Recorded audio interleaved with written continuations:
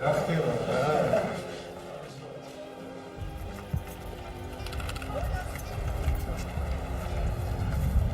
საქართველოში ახალი ერა იწყება.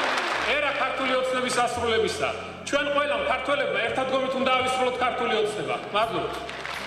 როდესაც ადამიანი აშავებს, ეს ერთს აქვს დაშავების უფლება, მეორე ადამიანს არ აქვს. რაც ჩემი აზრით, იქ სადაც თავდება სამართალი, აუცილებლად დიქტატურა იწყება. მე ასეთი მიდგომაა მიმაჩნია. ეს ვისი ბრალია? ვისი ბრალია? ვისი ბრალია? ნუ ვისი ბრალია?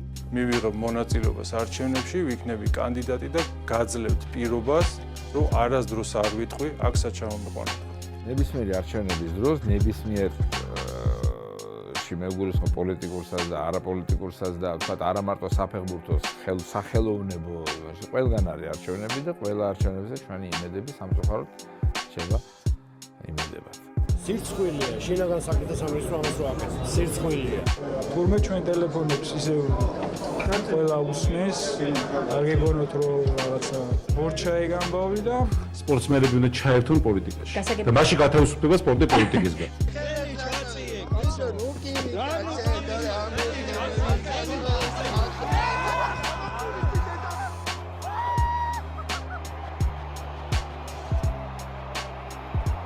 ძალაუფლება იმ არეალში, რაშიც შენ სახელი გაქვს განთქმული, უსაფრთხოება და ხელშეუხებლობის გარანტიები შენი პოზიტიური იმიჯის საპირწონედ.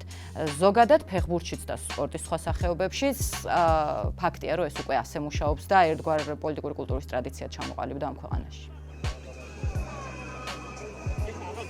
საქართველოს პრეზიდენტად არჩეულია მიხეილ ყაველაშვილი.